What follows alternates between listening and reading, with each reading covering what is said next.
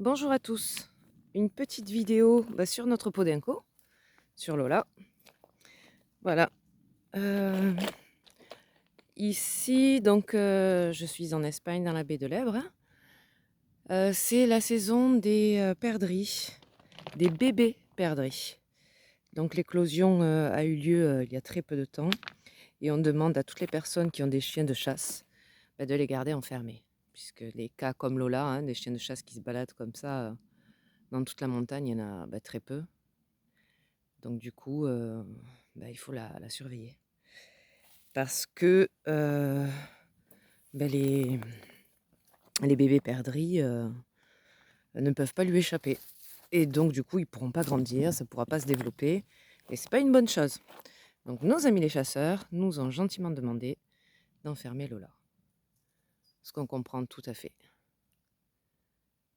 Alors, comme c'est un chien qui a l'habitude d'avoir tout un espace pour elle, hein, c'est-à-dire qu'elle est en liberté du matin au soir, elle est enfermée dans son parc que pour la nuit, ça a été un petit peu compliqué.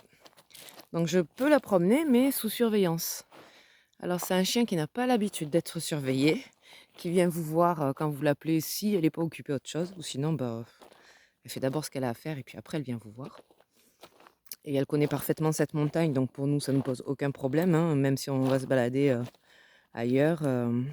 Si elle appelle pas, elle revient pas à l'appel, on continue à marcher ou à prendre la voiture et revenir au terrain, et puis elle nous rejoint sur la route. Ah, attendez, parce que là, c'est pas un chien, c'est une chèvre. Voilà. Donc j'ai décidé de venir la promener ici parce que voilà, ça reste, c'est un barranc, ça reste très escarpé. Elle peut pas partir sans que à toute blinde quoi. Et hors de portée de mon outil magique, hein, qui est ceci. Hop. Mais je vous ferai une vidéo à part pour vous expliquer comment ça fonctionne. Voilà. Donc ma petite chèvre là-haut, elle est obligée de. On va essayer de grossir. Elle est où? Elle est entre les cailloux. Elle peut pas partir très très vite. C'est pour ça que je viens la promener dans le barranc. Elle reste à portée du bip. Bon, il faut dire quand même que grâce au bip, si je n'avais pas ça, je ne pourrais pas la promener, hein. Je serais obligée de la laisser enfermer dans le parc. Parce que c'est un chien têtu quand même, faut pas l'oublier. Et Lola est particulièrement têtue. Donc, hop, un instant. Voilà le barranc.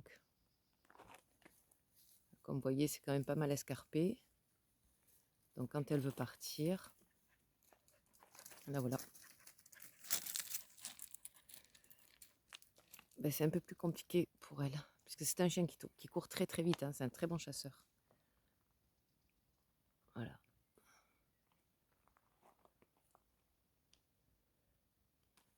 Donc elle va rester enfermée jusqu'à la mi-juillet.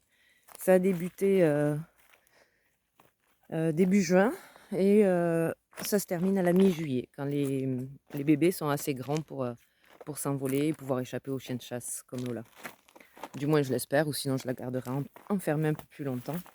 C'est pas la plus malheureuse. Elle a un parc assez conséquent. Donc tout va bien pour elle. Voilà. Moi, je vous fais profiter du paysage aussi, hein. Alors là, c'est chouette, c'est couvert. Je suis partie tôt ce matin pour la baladine. Notre balade, elle va durer entre 1 heure et 1 heure et demie. Parce qu'il faut quand même qu'elle se dépense. Sinon, ça va devenir une grosse dondon.